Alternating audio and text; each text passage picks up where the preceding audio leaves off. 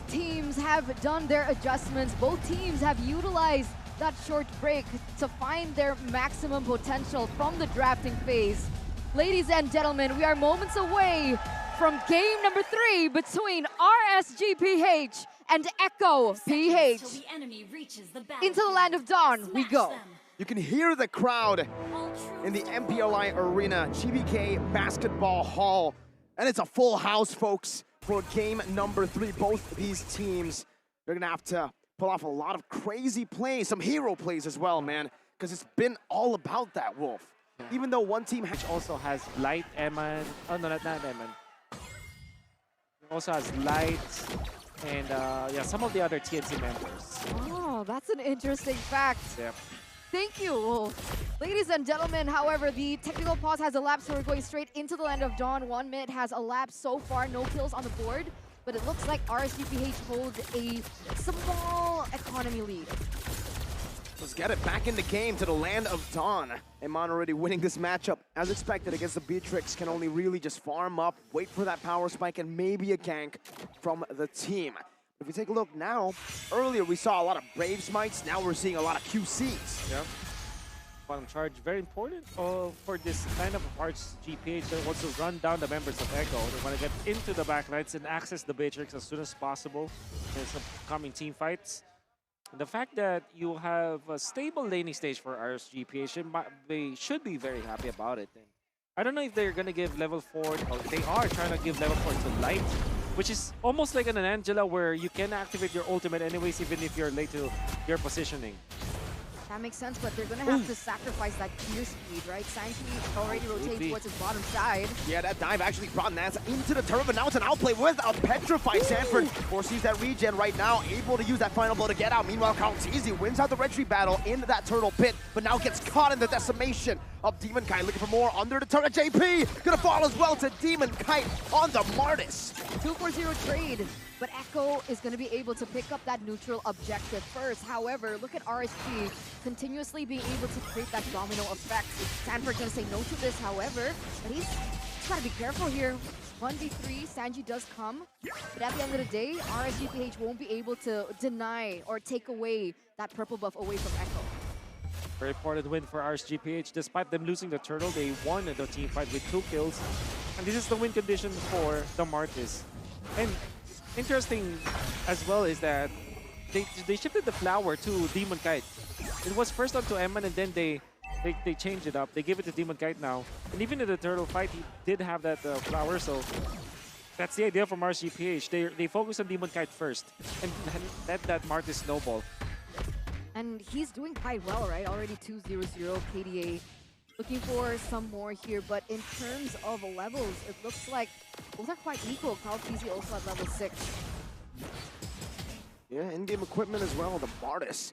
It's almost like when he gets this Martis, it becomes a different player entirely. And we're seeing it again here in game number 3. Fury Hammer built up. Doesn't seem like he wants to go for a full-on Hunter Strike first. He wants to still play it a bit safe despite the first 2 kills. Not in the way he plays the game, though, just in the build quality. cici now with the Requiem, able to knock up Demon Kite, and that's going to be another knock up from the Guiding Wind as Benny Cutie comes down to spray him down with an Abuser's Passion. Sanford, the Petrify onto Aqua, no more damage coming through. Nats rotating as well from the bottom side. cici gets a massive spatial migration onto Eman, and another good shot from downtown. A Renner's Apathy from Benny. Earlier on, you can already feel that damage coming through. Demon Kite gets taken out, but Wolf, what do you think about the past 4 minutes? Yeah, well, I was surprised that there were 5 members of Echo in that bush, knowing that Demon Kite wants to take advantage of his snowball potential already. Great read coming out from Echo, parking 5 of their members to shut down Demon Kite. But now, it's ever more important to secure this next turtle. All right, that's a Circling Eagle. The Black Dragon form onto cici. Good Petrify as well. No Furious Dive used up just yet right now. So waiting for the right time. cici jumps in and finds it. Sanji going to be caught, but has the Black Shoes. Gets him out to safety. Meanwhile, Sanford in the back going up against 3 members, forcing the Bloom out. And forcing RSGPH out as well from this neutral objective contest. Again, very clean from cici, right? Still with the Retribution dubs here, being able to get that second turtle for Echo.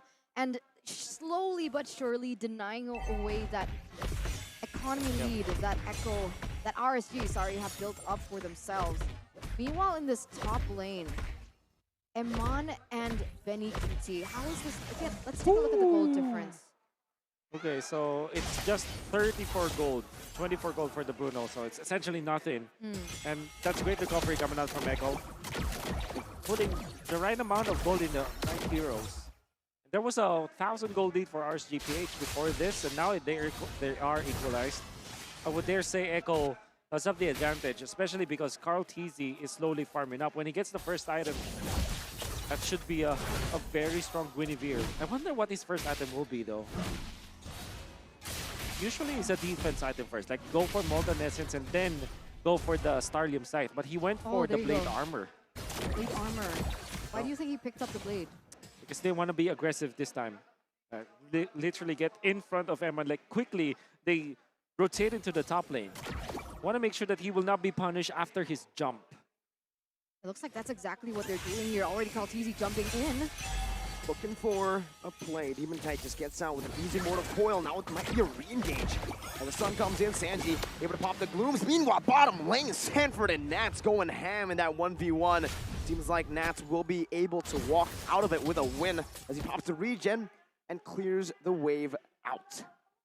Meanwhile, in the mid lane, we do see that Aqua is taking a very unique approach to this. He's using his ultimate, his IMU, for the black shoes. I thought maybe he would use something a little bit more aggressive, but he goes for his life insurance instead. Let's see, Retry battle this time. Still Carl TZ, all 3 turtles secured by Echo. RSGPH in the early game only able to find a kill advantage. RSGPH kind of feeling the fact that they're... Good thing is Nats actually won the lane. Gets a turret in the bottom lane. They gave them a little bit of an advantage, but they did lose on 3 turtles. Still want to be aggressive this time, though. Both are chill. Don't really want to go for anything too crazy. Meanwhile, as I say it, Nats, Furious Dive gets the knockup and gets out. Beautifully done by Nats, despite a heavy initiation. Now it's another Black Dragon form. Nats is back to half, maybe even a quarter right now, as Nats going to be able to find a Petrify in the Furious Dive. Not able to connect on that Furious Dive, but the passive burns Carl TZ down. Meanwhile, Sanford doing the same thing into the back line. Light able to flicker around right now. It's eye for an eye. Catches 2. He's looking for one more slash, and he finds it now. It should be him falling, unless he's able to make a miracle play. Dashing into the base. Aqua should follow through very fast. That's the win! Oh my goodness, and a decimate though from Demon Kite denies the escape from Sanford. The 1-for-1 trade. Light for Sanford. In this particular exchange for the Roamer and the EXP, who was it worth it for? Oh, definitely RSGPH, especially because they also burned Flicker onto JP. And that's only the expense of Light. Light activating the ultimate Bloom. For that was the reason why Nats was able to survive, gets the Furious Dive and gets the knockup as well. The RSGPH are well coordinated as a team. Man, it's so close here. I think one of the main things that I see very different is the fact that Carl TZ has a level ahead of Demon Kite. That's 2 Bane CC onto Eman, knocked up for eternity. Meanwhile, now Demon Kite has to use that Mortal Coil just in time. Does get the timing down, but the damage will still come through. Different fashion. Oh my goodness! No. Demon Kite with 1 HP, unkillable. He survives that all that in that 1v3, all that damage coming through. But at this point, unfortunately for RSGPH, Echo, I feel like now they're ahead. Yes. Benedetta going to be able to get that tower on the top side. Carl TZ has a 2-level lead, now a 1-level lead. But Carl TZ is very close to that level 13 point. Most specifically, Benedetta is farming uncontestedly for the past few minutes. They even helped him get a kill up top, and then eventually onto the bottom lane. So a lot of farm on the Beatrix for sure. And they're baiting Echo. This is actually what you wanted to do against RSG's lineup. RSG's composition are very all in. They don't want to hate. They want to commit to a kill. And that is how Echo is approaching this. They're utilizing JP to poke and prod RSGPH. That's a Black Dragon form from Nats. Trying to find an opening in this team fight. Meanwhile, Sanford up top, going for the clear, going for the cut. And maybe possibly a split push. JP gonna be caught in that furious dive of the Petrified. Naz on point. Sets off perfectly for Demon Kite to look for it, but now the facial migration connects onto the back, still able to survive. But Nats again with the help of Aqua just takes him down. Now it's Sanji running away, but Nats is able to pop in that black shoes, helping Sanji get out. But now it's gonna be Sanford with the help of Benny. Demon Kite diving back to the turret, not able to really go for anything else here, though. It's going to be Sanford, unless one Mortal Coil gets out. Aqua is there, but Sanford is bigger. It's Echo with another big win in this trade, just with Sanford. Nope, Aqua takes him down. What in the world? Beautiful team fighting for both teams, but most specifically Nats. What a god in this Yu Zhong. Eventually dies, but his timing on the Petrify. cici tried to wait for that. And because cici was waiting for the Petrify before he went out, he actually got poked so much and it was put so low. In the end, he was petrified during the retry battle. And that was going to be Demon Kite securing the Lord and a couple of kills. RSGPH are at a different level, and Nats once again. It's Nats Entertainment, everyone. I wanted to see this, right? I wanted to see him on a hero that is active, that can unlock this potential, and finally we get to see it. cici, though, goes in for the jump, is able to get away out of that, but Amon will pick it up. Oh, Nats! What an initiation this time onto Benny. Just some zoning from Nats. My goodness, though, now Sanford for the Petrify, and a final blow onto the Requiem and a spatial migration. The Wombo happening right after a Wombo from Nats. Plays after plays. I don't know if Nats actually made a mistake, like going down to the Dragonite form, but that spelled the doom for RSGPH. It was a very nice jump already, but he prematurely ended his ultimate, and that gave the go signal for Echo to dive. Oh, Sanford, though, needs to be careful with the magic damage coming out from Aqua, especially now that he's already picked up that lightning crunch and going to be able to help him in terms of movement speed, but JP goes in deep. Circling Eagle just to zone RSG away, but now he is actually in a bad spot. Guiding Wind, oh, hit the wall. Now it's Aqua dashing forward, looking for the Terrify. Good backup from the rest of Echo. Super high caliber gameplay. Viva Bruno does have a little bit more items compared to Benecutie, but one thing that's special about Benecutie is that he has the Wind of Nature now. Sanji might be run over. No, not be the case. Target is Carl or the purple buff. Who gets it? Iman. Okay. A very more important target. Can Sanford get out? Yes, he will. This game has gotten so action-packed for the past few minutes. Like earlier on, it was really passive, and then everything starts to unfold with both of these teams looking for aggressive plays on one another. In terms of items, there were 2 NODs for Echo. Is that full respect over to Nats and just Light alone? It's very important, yes. Answer your question, yes. And I think that there's a lot of value in that for sure. Because there's a lot of, yeah, obviously RSGPH wants to commit with your ultimate because they have the Yu Zhong. But at the same time, they have a lot of heal too. That's flying by.